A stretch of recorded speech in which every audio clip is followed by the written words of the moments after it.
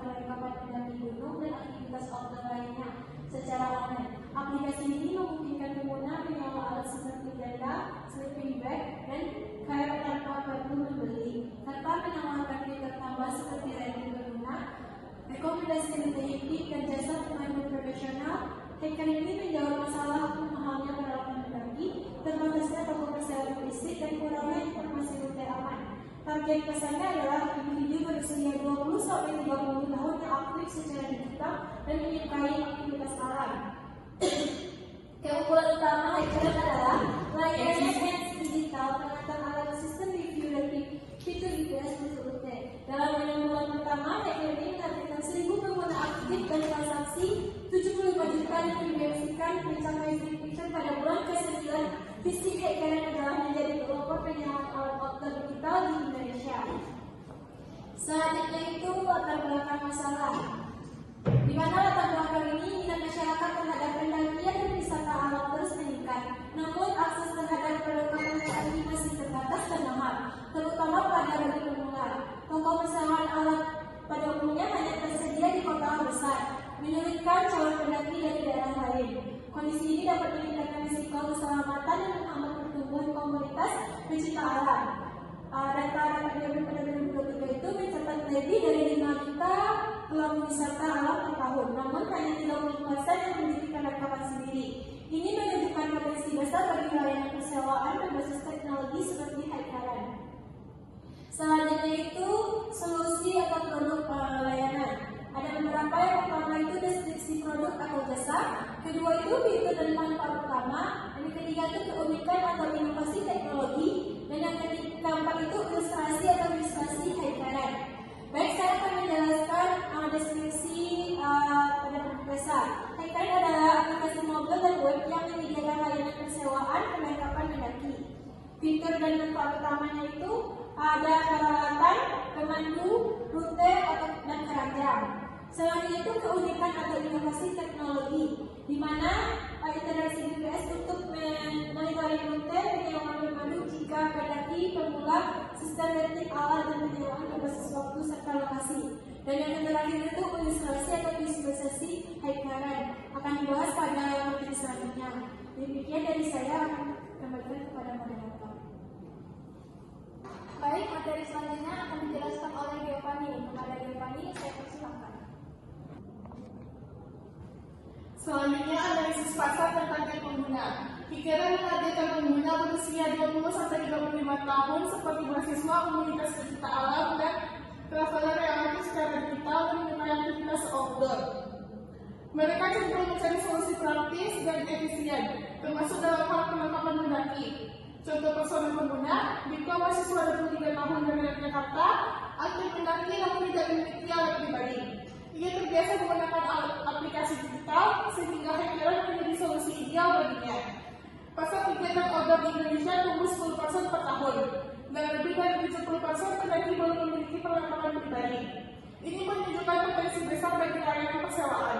Hyperion unggul dibandingkan toko fisik dan marketplace karena fokus pada persewaan berbasis aplikasi, lengkap dengan ulasan, rekomendasi rute, dan layanan antar, menjadikan lebih relevan dan praktis bagi pendaki modern. Selanjutnya itu strategi validasi. Hyperion melakukan validasi pasar melalui survei online terhadap 200 responden dan wawancara dengan 10 komunitas pendaki. Selain itu, uji coba aplikasi MVP dilakukan pada pengguna terbatas untuk mengevaluasi fitur dasar dan minat awal. Hasilnya, 82% responden lebih memilih menyewa peralatan karena efisiensi biaya, dan 67% kesulitan mengakses toko outdoor fisik. Temuan ini mendukung kebutuhan akan layanan digital seperti Hyperion. Berdasarkan validasi, fitur tambahan seperti jasa pemandu dan pelacakan GPS dikembangkan untuk meningkatkan keamanan dan kenyamanan pengguna, sekaligus memperluas daya tarik aplikasi. Selanjutnya itu modal bisnis. Yang pertama, cara bisnis menghasilkan pendapatan, yaitu biaya sewa per item per hari, biaya layanan pemandu profesional, biaya pengantaran per lokasi. Selanjutnya, bisnis berkanvas. Pasar dan segmen itu pendaki, mahasiswa, dan bisa tawar alam. Yang kedua itu value proposition, yaitu sewa amal mudah, aman, dan terjangkau. Channelnya itu aplikasi dan website, dan revenue streamnya itu sewa, layanan pemandu, dan delivery. Yang resource-nya itu minta alat, chat ID, dan sistem tracking. Dan cost strukturnya itu operasional, promosi, dan pengiriman. Saya memberikan lagi kepada moderator. Terima kasih kepada Giovanni. Penjelasan selanjutnya akan dijelaskan oleh Ana. Kepada Ana, dipersilakan. Baik, materi selanjutnya itu tentang strategi pemasaran. Untuk mempertahankan penggunaan dan terus meningkatkan pelayanan, mereka mengembangkan strategi dari tradisi pelanggan yang mencakup berbagai fitur menarik. Salah satunya adalah sistem loyalty poin, di mana setiap transaksi penyewaan akan mengakumulasi poin yang dapat ditukar dengan diskon atau hadiah khusus. Selain itu, pengguna yang memberikan ulasan produk dan layanan juga berkesempatan mendapatkan hadiah kecil sebagai bentuk apresiasi. Aplikasi juga akan mengirimkan notifikasi secara berkala seperti informasi promosi spesial, pembaruan cuaca di lokasi pendakian favorit, serta pengingat penyewaan dan pengembalian alat, sehingga pengguna tetap terhubung dan merasa diperhatikan. Selanjutnya tentang strategi operasional. Ada 4 alur yang harus dihitung. Yang pertama alur proses bisnis, yang kedua teknologi dan tools yang digunakan, yang ketiga SDM dan peran utama, dan yang keempat SDM dan peran utama. Yang pertama proses bisnis. Alur proses bisnis yang pertama, pengguna harus mengunduh dan membuka aplikasi Lightrun. Setelah itu pengguna diwajibkan untuk membuat akun terlebih dahulu dan menjadi syarat utama agar pengguna dapat mengakses seluruh fitur dan melakukan penyewaan peralatan tanpa akun proses penyewaan tidak dapat dilakukan. Selanjutnya ada 5 fitur utama, yaitu produk, pemandu, rute, keranjang, dan review. Untuk memasang peralatan, pengguna dapat langsung mengakses menu produk, di mana akan menunjukkan berbagai perlengkapan pendaki yang tersedia. Pengguna dapat memilih barang yang diinginkan, kemudian memasukkan ke dalam menu keranjang. Yang ketiga itu pembayaran yang dapat dilakukan melalui transfer via e-wallet dan rekening. Setelah pembayaran berhasil, pengguna akan menerima notifikasi dan bukti pembayaran yang dapat diunduh langsung melalui aplikasi. Yang ketiga itu fitur memungkinkan pengguna memilih pendaki profesional yang sesuai dengan kebutuhan mereka. Selanjutnya itu fitur rute, menyediakan pilihan jalur pendaki berdasarkan tingkat kesulitan seperti mudah, sedang, dan sulit. Terakhir itu fitur review, memungkinkan pengguna memberikan umpan balik mengenai kualitas layanan, kondisi produk, dan pengalaman penjualan secara keseluruhan. Yang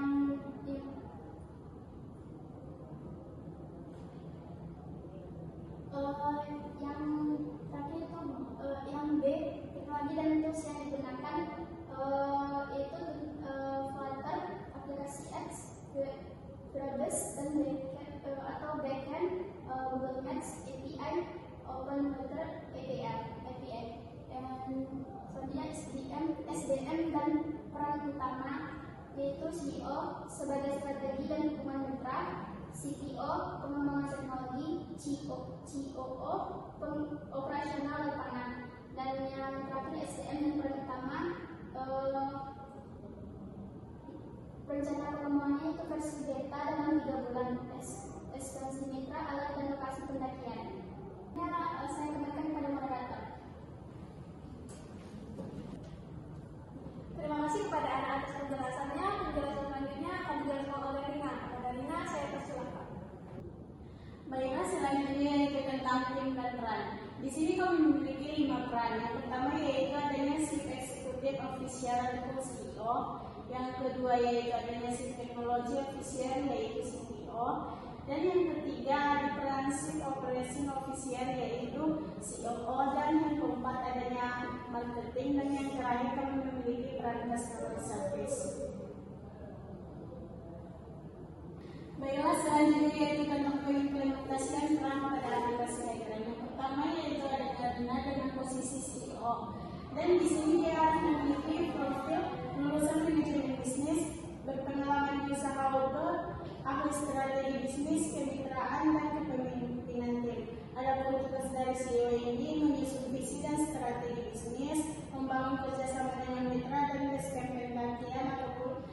sebagainya.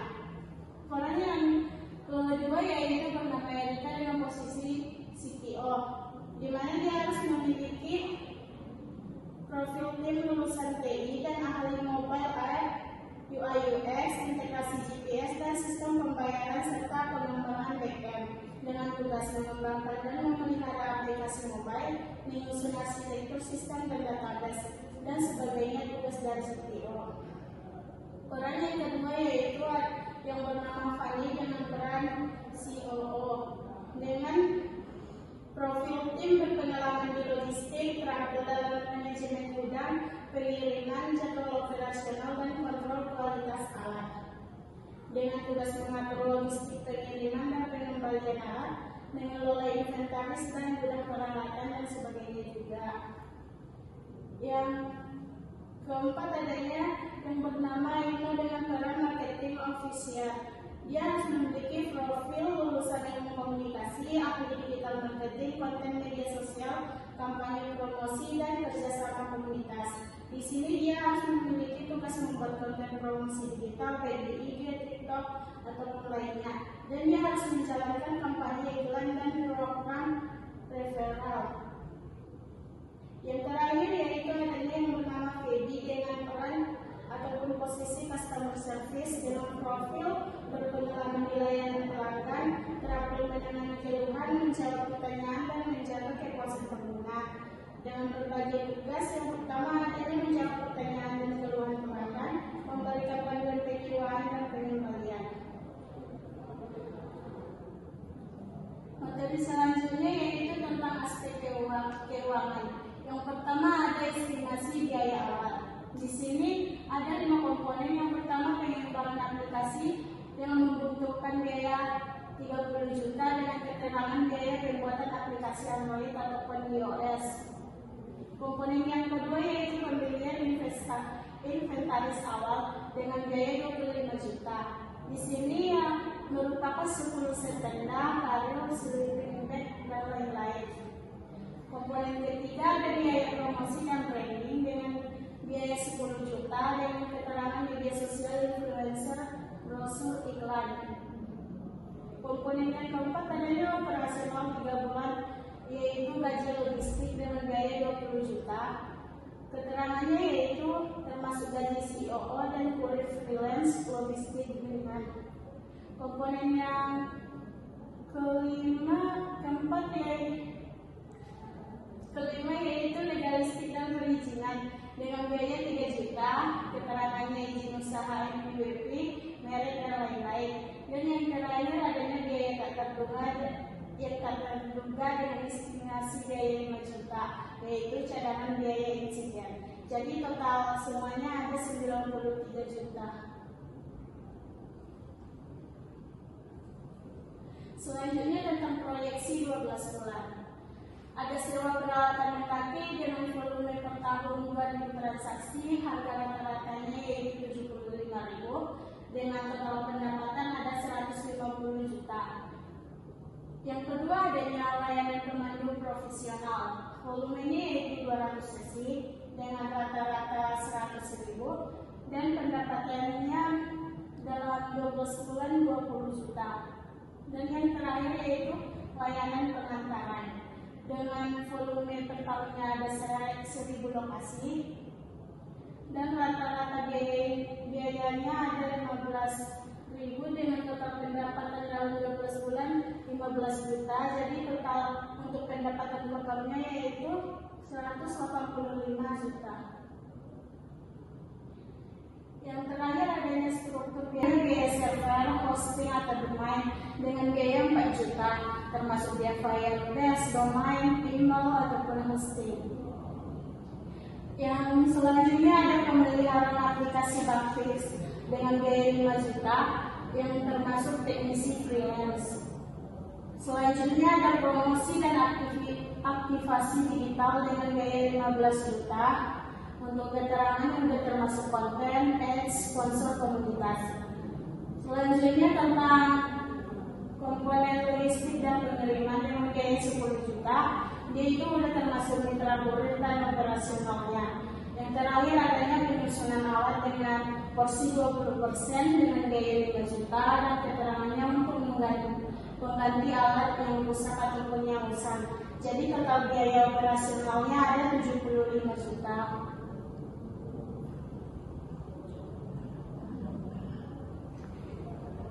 Cukup sekian yang dapat saya sampaikan. Saya kembalikan kepada moderator.